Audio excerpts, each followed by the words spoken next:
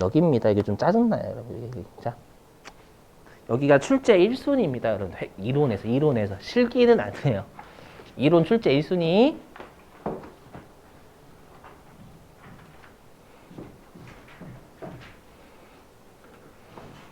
자, 3교시부터는 기출문제 풀 거니까요. 다시 학원 카페 들어와 주시면 돼요, 여러분들.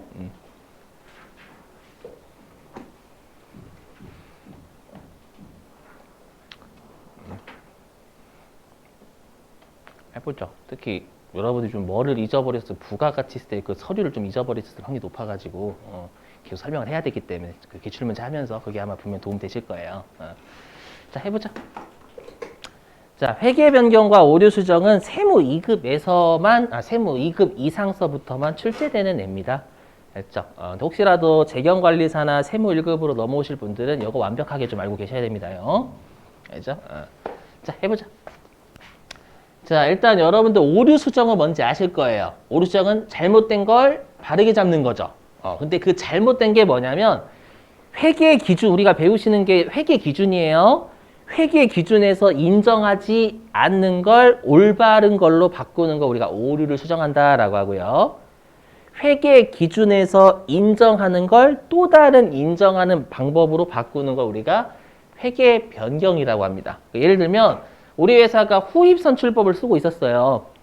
알죠? 후입선출법을 쓰고 있었는데 후입선출법은 워낙 시대에 안 맞죠? 나중에 사온 걸 먼저 파는 회사들은 거의 없거든요. 그렇죠? 그래서 우리 회사가 나 선입선출법으로 좀 바꿀래 해서 후입선출법에서 선입선출법으로 바꾼 거예요. 그러면 회계 기준이 잘못돼서 바꾼 거예요? 아니에요. 후입도 인정하고 선입도 인정하잖아요. 단지 상황이 여러분들 바뀌다 보니까 그렇게 할 수도 있는 거지. 이런 것들이 회계 변경이고, 오류 수정은 내가 어떤 방법 썼냐면 민국 선출법. 죄송해요, 여러분들. 그냥 제 주인공 할게요. 이상한 거 썼다는 얘기예요. 그랬더니 회계 기준에서 야, 그런 방법 없다. 그래서 죄송합니다. 그쪽저쪽 해서 저 선입으로 할게요. 이렇게. 그게 오류 수정이에요. 알죠? 자, 그러면 여기 정당한 회계 변경이 있고 정당하지 않은 회계 변경이 있는데 이건 쉬워요, 여러분. 여기는 잘 맞추십니다. 그리고 잘 내지도 좀 않고요. 보시면 자, 정당한 회계 변경은 기업 환경이 중요하게 바뀌었대. 합병하거나 그러면 여러분들 우리가 합치니까 불어나잖아요. 그리고 혹시라도 나랑 다른 업종을 하는 회사면 우리 회사의 업종이 추가가 된단 말이에요. 맞죠? 그럴 때는 우리가 인정해줘요. 그 다음 동그라미 2번. 업계의 합리적인 관행 수용. 대략 어떤 느낌인지 오시죠? 우리 회사가 속하는 업종이 다 선입선출법 쓰고 있는데 나랑 몇 개의 기업만 후입선출법을 주구장창 고집했던 거예요. 근데 선입선출법이 좀 맞는 것 같아. 그래서 이걸 바꿨다라는 거예요. 이해되시겠어요? 인정. 그다음에 동그라미 3번은 무조건 인정이죠. 뭐냐면 기업 회계 기준에서 야 이걸로 바뀌었대요. 또는 재정은 새로 만들어진 거죠. 그럼 이건 우리가 회사들이 지켜야 될 기준이 바뀐 거니까 무조건 바꿔야 되는 거예요. 정당한. 알죠? 이건 안 해도 되죠. 아까 했죠? 세법의 규정이 바뀌었다고 회계를 바꾸는 건 그건 회계를 그냥 여러분들 그지 취급하는 거예요. 맞죠? 세법이 짱이네? 막 이렇게 하는 거고 그건 인정하지 못해요. 목적 자체가 다르니까 우리가 회계하고 세법을 별도로 배우는 거죠. 그 다음에 요거 이익을 조정할 목적으로 회계를 변경했대요. 이건 여러분 이름은 이익 조정이니까 이쁜 말 같지만 이익을 조작이에요. 회사가 세금 적게 내고 싶어. 어떻게 하면 돼요? 이익을 줄이면 되죠. 회사가 우리 회사의 주가 좀 올리고 싶어. 그럼 이익을 올리면 되는 거예요. 맞죠? 그런 목적으로 변경하면 인정이 안 돼요. 우리가 방법을 어떤 거를 쓰냐에 따라서 우리가 이익이 천차만별 때가 있거든요. 그래서 이렇게 되시겠어요? 넘어갈게요. 자, 여기보다는 중요한 게 뭐냐면 얘예요, 얘. 넘어갑니다. 얘가 중요합니다. 여기도 중요해요. 여기 특히 요 아래 두 개 시험에 많이 냈어요. 자, 해볼게요. 자, 우리가 회계 변경은요. 다시 어떤 변경이 있냐면 여기 정책의 변경이라는 게 있고요. 추정의 변경이라는 게 있습니다. 보시면 왠지 추정의 변경이 세 가지밖에 없는 것처럼 보이시지만 회계에서는 추정을 진짜 많이 합니다. 그렇기 때문에 여기 대부분의 것들이 다 써놨어요. 너무 많아가지고. 그래서 추정의 변경이 원칙이에요. 이걸 알고 계셔야 요 두 줄을 내가 이해할 수가 있습니다. 그렇죠? 그래서 회계 추정의 변경이 원칙이고 회계 정책의 변경이 딱 네 가지밖에 없어요. 이 네 가지를 암기하셔야 됩니다. 최근 냈거든. 그 문제 풀 거예요. 알죠? 그래서 좋은 말 할 때 외우신다. 오래감에 들어보시죠, 여러분들? 네. 추억을 소환하고 해봤어요, 여러분. 한 3일 만에 꺼내보는 것 같아요. 그래서 예외. 예.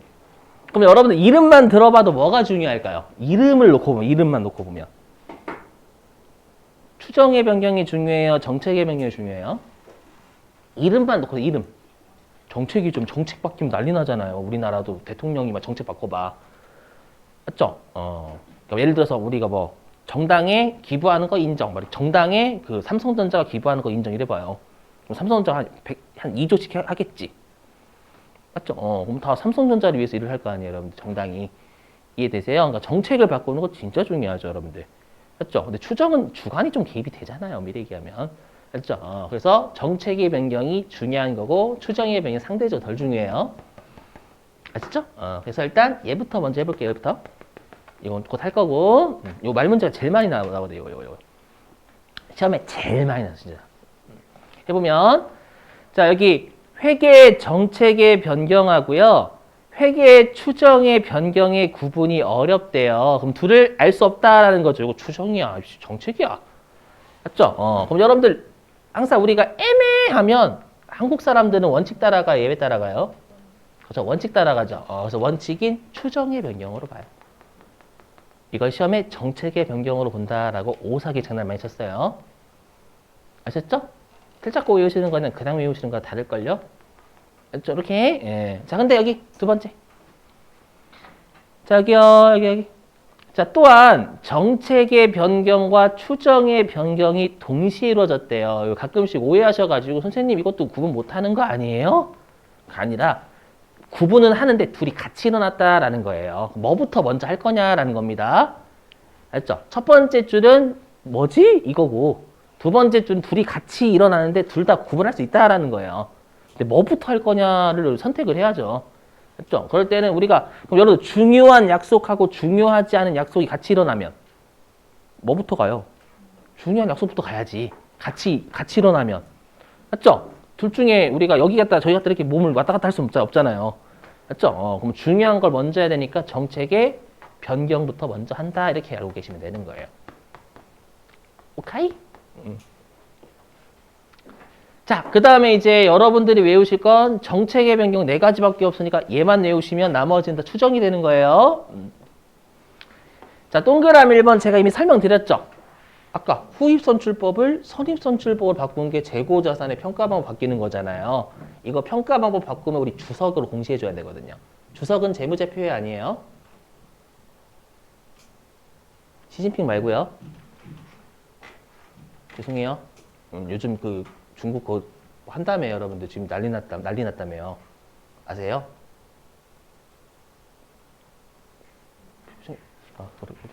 여러분들 뉴스 좀 보세요. 뉴스 좀. 지금 막 난리 났다는데 그 뭐지? 월드컵 때 아시죠? 월드컵 사람들 다 마스크 안 쓰고 와 이렇게 하고 있는데 혼자들 뭐 자기들 마스크 쓰고 있으니까 해가지고 막 지금 시위한다고 한 몇십만 명인가? 아니에요. 아니에요. 그죠? 자, 아무튼.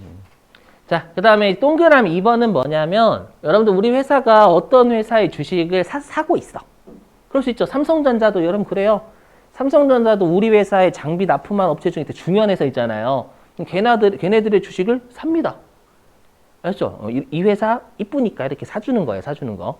했죠? 근데 내가 만약 삼성전자가 A라는 회사의 주식을 사는데 똑같은 가격으로 살 수 있는 건 아니잖아요. 맞죠? 처음에는 100원 주고 샀다가 200원 주고 샀다가 이렇게 단가가 바뀔 수 있죠? 맞죠? 그래서 우리가 유가증권의 취득 단가가 산정 방법을 바꿨대요. 예를 들면 우리 회사가 이동평균 썼는데 총평균 썼대요. 되시겠어요? 그렇게 하면 얘도 주석으로 공시해줘야 되거든요. 왜냐면 이 정책의 명기 뭐라고 돼 있어? 재무제표 작성과 보고에 대한 걸 우리가 바꾸는 거니까 재무제표 주석 들어가잖아요. 주석으로 알려줘야 돼요. 그 다음에 동그라미 3번 표시통화의 변경. 이런 표시통화가 재무제표에 표시되는 통화 얘기하는 거거든요. 그럼 질문, 여러분들 우리나라 기업은 다 우리나라 돈을 표시할까요? 아닙니다. 뭐냐면 우리 회사의 주된 매출이 일어나는 곳에 통화를 써요. 우리 회사가 주로 미국에서만 건설업해요. 실제 그런 회사 있습니다. 우리나라 기업 중에 미국에서만 여러분들 건설하는 회사 있어요. 뭐 밥캣이라고 해서 밥캣, 아무튼 뭐뭐 밥캣. 걔네들은 표시할 때 USD 이렇게 표시합니다, 여러분들. 우리나라 기업인데. 실제로 그래요. 일본 기업, 일본 돈 쓸 때도 있고. 왜냐 일본에서 주된 매출이 일어나니까. 아셨죠? 그래서 우리나라, 우리 학원이 만약에 상장 기업이에요. 그래서 우리 학원이 원래 원화였다가 미국 회계로 바꿨대. 그래서 무조건 미국인. 그럼 통화는 USD로 바꿔야죠, 여러분들. 맞죠? 이것도 마찬가지고. 재무제표에 원에서 어떻게 표시됐습니다. 알려줘야 되는 거, 주석으로. 자, 그 다음에 동그라미 4번은 듣고 버리세요. 이것까지 좀 헷갈리실 건데, 우리가 나중에 여러분들 재경관리사, 우리가 배우시는 기준은 우리가 일반 기업 회계 기준이라고 해가지고, 비상장 기업들이 있어요, 비상장 기업. 비상장 기업은 1년에 한 번만 재무제표 작성하면 되거든요. 근데 상장 기업은 1년에 4번 작성하면 4번. 분기별로. 상장 기업은 워낙 중요하죠, 여러분들. 맞죠? 그래서 뭐냐면 나중에 이제 여러분들 재경관리사를 배우시면 상장 기업의 회계 기준을 배워요. 물론 계정 과목 약간 차이가 나지 논리는 차이 없어요. 그랬을 때 유형자산에 우리가 배우는 모형을 원가 모형이라고 해요. 원가 모형. 말 그대로 취득 원가를 감가상각만 하고 끝나는 걸 원가 모형이라 부르고요. 재평가 모형은 뭐냐면 우리가 유형자산을 감가상각도 하고 시가로도 평가하는 참 더러운 방법이에요. 이름만 들어봐도. 맞죠? 이름만 놓고 봐도 참 더럽잖아요, 여러분들. 되셨죠? 우리 시험은 안 나오고. 그렇죠? 우리 시험 안 나오면 다행. 그래서 이렇게 바꾸는 건 우리가 얘도 알려줘야 되거든요. 이번에 재평가 모형을 적용하기로 했습니다. 이렇게. 근데 우리 아까 말문제 풀었지만 우리 일반 기업 회계 기준은 공정가치로 평가하는 거 안 돼요. 유형자산하고 무형자산. 아까 문제 풀었었는데. 공정가치 변동에 따라서 인식하다 흘렸잖아요. 아까 문제. 1시간 전에 한 것 같은데. 1시간 전에. 1시간 전에. 좀만 참으세요, 여러분들. 꼭 외우시고. 자, 그럼 실제 문제 풀어볼게요. 자, 이거는 꼭 시험에 진짜 많이 냈어요, 여러분들. 시험에.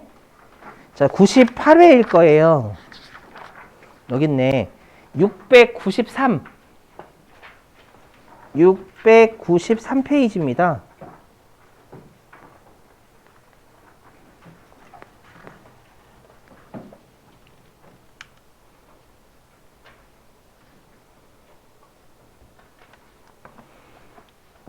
자, 693페이지 4번이네요, 4번. 자, 여러분 답 한번 내보실래요? 추정의 변경에 해당하지 않는 거. 답 한번 내보실래요?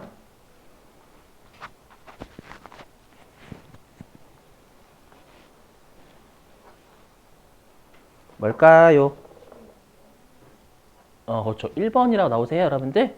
아까 우리 4가지가 다 정책의 변경이었잖아요. 그것 빼면 다 추정이에요, 여러분들. 아시죠? 그냥 정책만 열심히 외우시면 돼요. 4가지. 그 다음에 어디냐면은요, 또 있어요. 여기 있네. 713페이지. 회계가 이론이 5문제잖아요. 그 중에 2번 연장으로 3번 낸 적도 있어요. 연장으로. 5문제인데 연장으로 3번 내면 많이 낸 거예요, 여러분들. 713. 713.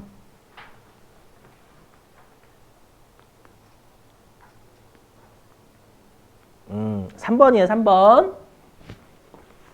여러 문제 풀어보서 아시겠지만 세무 2급은 이론이 당락 자주지 많이 합니다. 자, 3번 보죠. 회계 변경에 대한 다음의 설명 중 틀린 것은 1번. 매출 채권의 대손 추정률을 변경하는 건 추정의 변경이래요. 맞나요?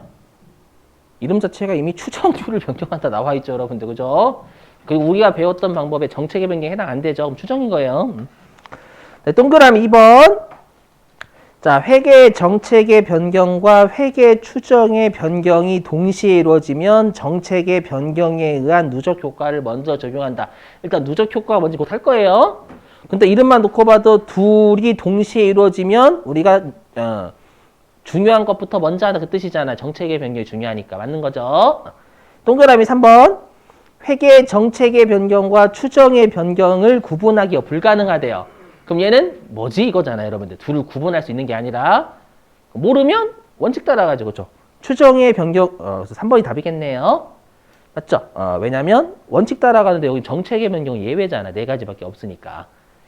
됐죠? 이렇게 하셔야죠, 여러분. 그냥 외우시면 머리 터져요, 나중에. 예. 근데 동그라미 4번 맞는 표현이죠. 이익 조정을 주된 목적으로 한 회계 변경은 당연히 정당하지 않죠. 되셨죠? 자, 됐고요. 자, 이제는 우리 그 아까 했던 문제 있죠. 문제 5번을 대비하기 위한 거.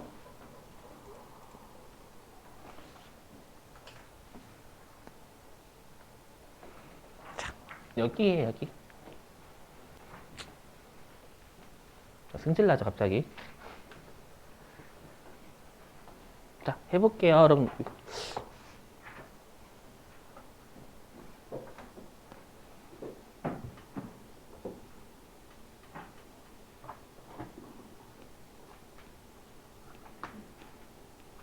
지웠나 이거?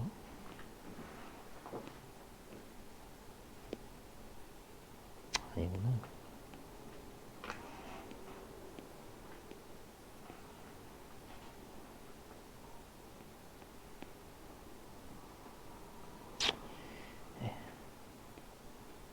네, 그냥 쓰겠습니다. 일단 이거 할까? 일단 얘부터 해볼게요, 여러분들. 일단 해볼까? 자, 여기다 그냥 쓰면서 할게요. 여기다가 좀 잘 활용해 볼게요. 뭐냐면 우리 회사가 2015년에 2005년부터 2021년까지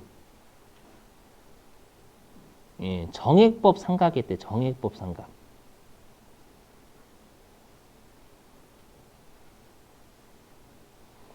정액법 상각했대요. 그랬다가 2022년부터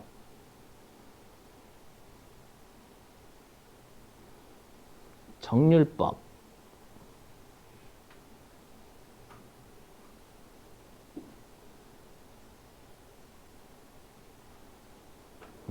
정률법으로 변경하고자 한대요. 알죠? 무슨 어떤 느낌인지 이해되시죠? 그러니까 전년도까지는 정액법 열심히 쓰고 있었는데 올해부터 정률법이 나은 것 같아. 합병했더니 정률법이 좀 괜찮아 보이는 거예요. 그래서 정률법을 하고자 하는 거예요. 그랬을 때, 자, 여기. 그럼 당초에 2015년부터 2021년도까지 정액법으로 상각했다면 감가상각 누계획 있을 거 아니에요. 그 감누가 5억이라고 가정할게요. 아셨죠? 근데 2015년부터 만약 if 2015년도부터 2021년까지 정률법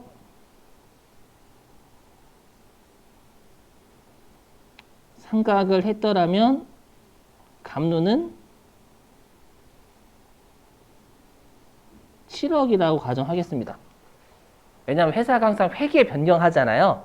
회계를 변경하면 과거에 썼던 방법을 지금 바꾸고자 하는 방법을 적용했을 경우에 금액을 계산을 다시 하거든요. 우리 시험에는 이 금액 계산하고 안 줘요. 절대. 이해를 돕기 위해서 하는 거지, 지금.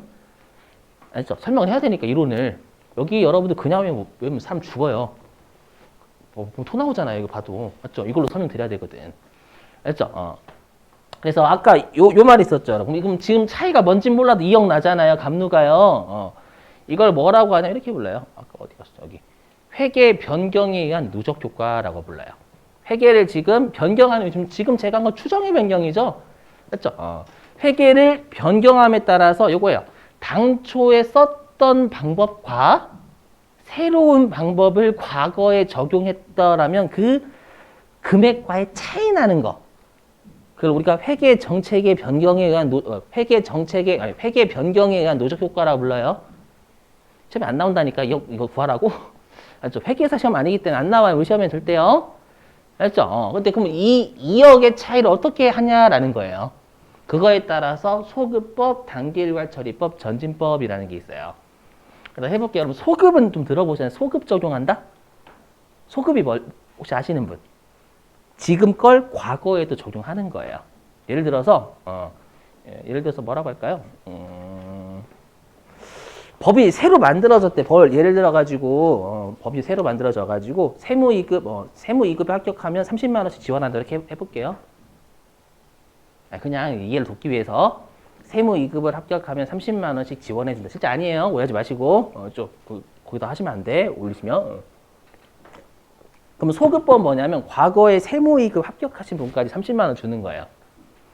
알죠? 그게 소급법. 아셨죠? 그럼 단기일괄 처리법은 그냥 단기에 세무이급 합격하신 분만 주는 거. 이렇게 생각하시면 돼요.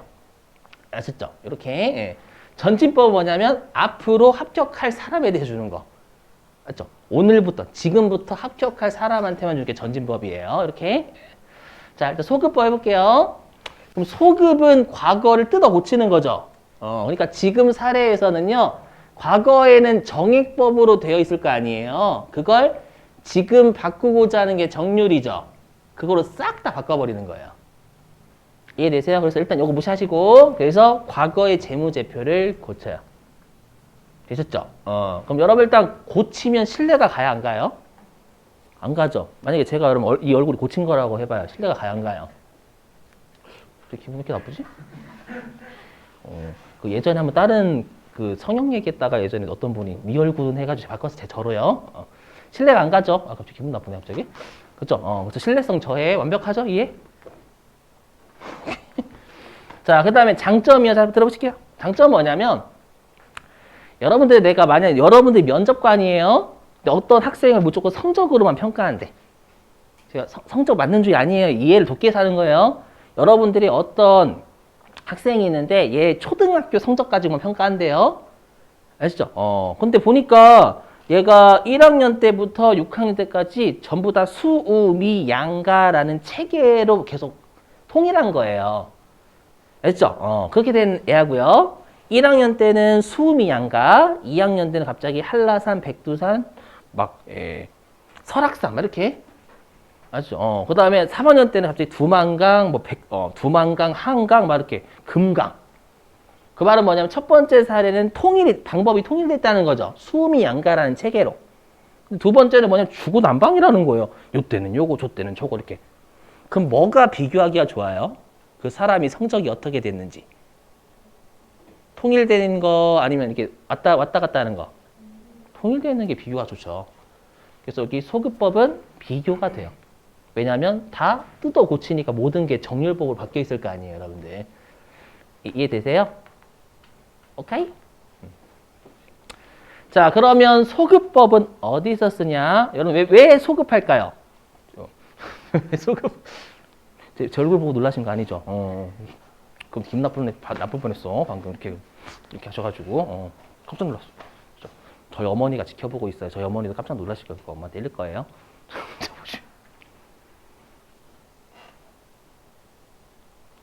유치하죠? 자, 여러분 왜 소급할까요? 중요해서 그래, 중요해서. 중요하니까 지금 만든 게 지금 게 중요하니까 과거 것도 고쳐버리는 거예요. 그래서 결론은 외우셔야 될 거 아니에요, 여러분들. 그래서 중요한 애들이 소급 없어요. 그럼 제가 아까 중요한 게 정체계 변경이라면서요. 그랬는데, 그죠? 그 다음에 우리가 오류 중에서도 금액이 크면 일반적으로 중요한 오류라 불러요. 그러니까 내가 과거에 오류가 한 100억이었던 거예요. 그럼 중요한 금액이죠. 그럼 중대한 오류에서 소급법 쓰는 거예요. 되세요? 일단 이거 알고 계셔야 될 거 아니에요. 다 나오니까 시험에. 아까 여러분이 풀어보셨던 문제 있잖아요. 그게 이거라니까 104회차 문제? 여기 있었잖아요, 여러분들. 자, 근데 단기 일괄 처리법은 뭐냐면 그냥 요 2억의 차이를 단기의 손익으로 떨자. 우리 시험에 손익은 얼마인가 안 낸다니까요? 알죠? 그러니까 과거의 재무제표는 안 고치고 과거의 방법과 지금의 방법과의 차이 있죠? 그래서 단기의 손익으로 떨어버리는 거예요.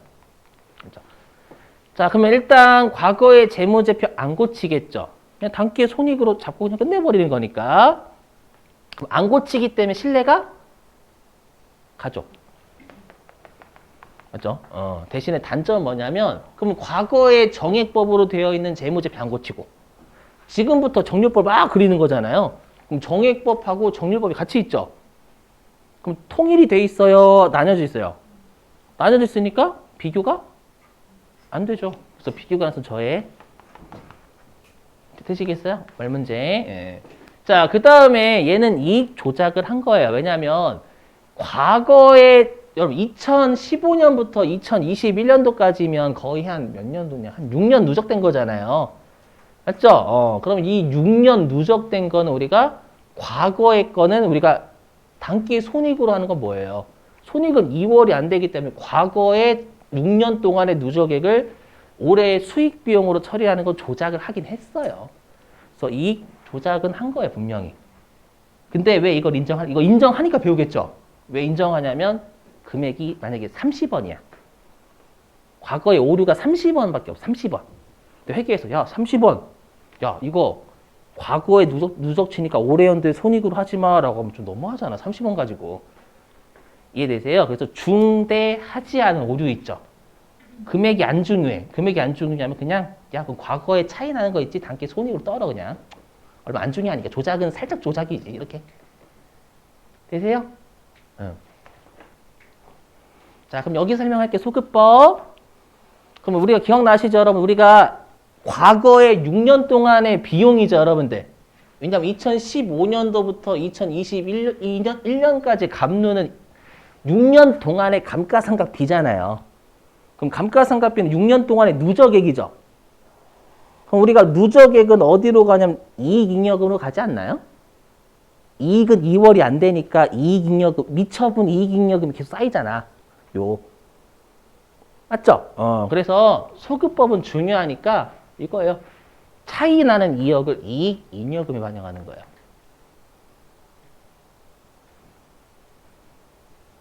그렇잖아요. 우리 이익잉여금은 2월이 돼야 한대요. 돼요. 자본이니까.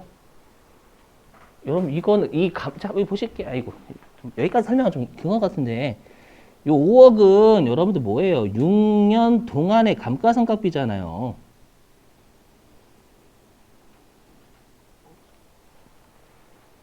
맞죠? 그러면 우리가 이거 6년 동안의 이익이죠. 이익은 2월이 안 된다니까요. 이익이 2월이 안 되는데 올해 연도에 이익으로 하는 거 금액이 얼마 안 돼서 그래요. 근데 만약에 잘못된 오류가 금액이 100억이래.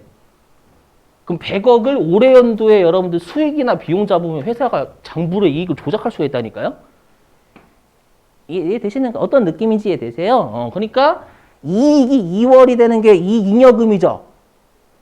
우리 이익잉여금이 곡간에 곡식이 누적되어 있는 거잖아요. 거기에서 수정하는 건 조작이 아니에요, 여러분들. 몇 년 동안의 누적액이 쌓여 있는 거니까. 이해되세요? 그래서 이익잉여금에 반영한다. 어떻게 시험에 얼마 넣는지 안 내요, 절대. 아시죠? 왜 그런지 이해되시겠어요, 이렇게? 예. 자, 이제 전진법 해볼게요. 전진이 뭘까요? 요거? 이해되신 분 옛날 분. 신화. 자, 보시면. 이런 표정이, 네. 제가 최근에 그 대장금 했었죠, 여러분들한테. 그거 아마 예전에 이야기했을 텐데, 제가 대장금 당연한 거를 우리 그렇게 하잖아요. 홍시 맛이 나니까 홍시 맛이 난다고 하지. 그거 설명했다가 2000년도생 분이 무슨 말인지 이렇게 해가지고 그때 쌍욕을 먹었던 그래서 좀 사례를 다시 찾으려고 최근 걸로 자, 아무튼 전진은 뭐냐면 앞으로 나아가는 거죠. 응? 그게 전진이 전진 맞죠? 그래서 뭐냐면 제가 쓰는 말이에요. 과거는 묻지 마시고요. 앞으로 잘할게요. 앞으로 나아가자. 그러니까 과거에 이 2억 차이 나는 거 무시하고요. 앞으로 잘하면 되죠 뭐. 앞으로 정렬법으로 잘할게요. 이해되시겠어요? 그러다 보니까 얘는 이거예요. 새로운 방법을 우리가 2022년도부터 정렬법 적용하는 거죠. 그러면 2022년도 과거에 정액법을 했던 거 놔두고 그냥 2022년도부터 알아서 정렬법을 쭉 할게요. 알죠? 근데 여기서 조심하실 건 뭐냐면 2022년도부터니까 2023년도부터 잘하겠다라는 거, 2022년도부터 잘하겠다라는 거예요. 22년도부터 잘하는 거예요. 그러니까 단기도 들어와야 돼요. 시험에 예전에 미래의 기간에 반영한다라고 장난친 적 있어요? 아닐 것 같죠? 이제 강사 생활 많이 했다니까요. 뭐 자랑은 아니지만 절 믿으셔야 돼요, 여러분들. 알죠? 미래의 기간에 반영하다 그러면 틀린다니까요. 단기가 안 들어왔잖아요. 알죠? 올해부터 잘하는 거 올해부터. 그러면 이 전진법도 앞으로 잘할게요니까 과거에 정액법으로 되어 있는 거 안 고치죠? 그럼 당연히 비교 가능성이, 죄송해요. 신뢰가 다죠. 안 뜯어 고쳤으니까. 그리고 얘도 이익 조작 안 했죠. 앞으로 잘할게요 라고 해서 2억의 효과를 무시하고 그냥 했으니까 이익 조작 안 한 거예요. 대신에 단점은 정액법하고 정률법이 같이 있으니까 비교 가능성이 저해가 되고요. 이해되시는가요? 그리고 뭐냐면 이 소급법하고 단기일괄 처리법 이 2억의 차이를 어딘가에 막 반영했죠. 근데 전진법 뭐예요? 2억의 차이 무시하고요. 앞으로 정리법 잘할게요. 그러니까 2억의 효과를 파악하기 힘들어요. 되시는가요? 무슨 말인지? 그렇잖아요. 앞으로 2억 무시하고요. 과거의 차이 2억 나는 건 무시하고 정리법 잘할게요. 요거니까. 그래서 이 전진법은 어디서 쓰냐면 추정의 변경에서 써요. 자, 들어보실게요. 왜냐?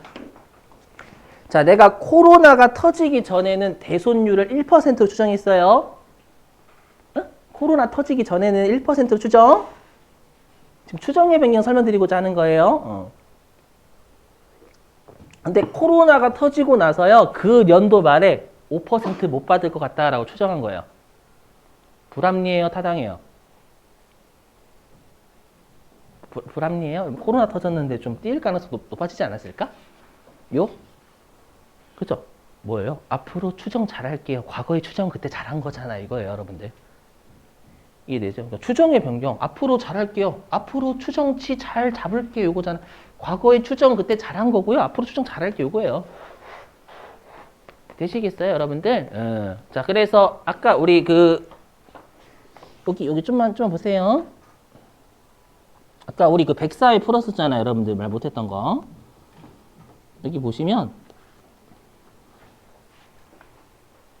여기 화면 보시면 여기 화면. 이걸 할게요. 자, 여기 보시면 이제 동그라미 1번 보이세요? 이렇게 회계 정책의 변경 보이세요? 그럼 정책은 중요하죠. 그럼 중요하면 과거를 고치러 가야 돼요. 소급법 맞는 표현 내는 거예요. 오케이? 동그라미 2번 정책의 변경에 의한 누적 효과를 결정하기 어렵대요. 이게 뭐냐면 여러분들 뭐냐면 정책의 변경인지 추정의 변경인지 모르겠다 그 뜻이에요. 모르면 어떻게 해요? 원칙인 추정 따라가 전진법. 근데 추정의 변경 써야죠. 근데 추정의 변경 앞으로 추정 잘할게요 그거였으니까 전진법 맞죠. 이해되세요? 무슨 말인지? 그 다음에 4번 요놈 쉴게요. 회계 추정의 변경은 전진법 쓰니까 전진적 처리 맞고 4번. 네. 그 다음에 그 효과를 앞으로 잘할게요는 올해 연도부터 하는 거잖아요. 단기와 이후의 기간에 반영하는 시험에서 미래에 반영한다고 하면 틀린 거예요. 이렇게. 끝이에요, 끝. 자, 10분 쉬셨다가요. 우리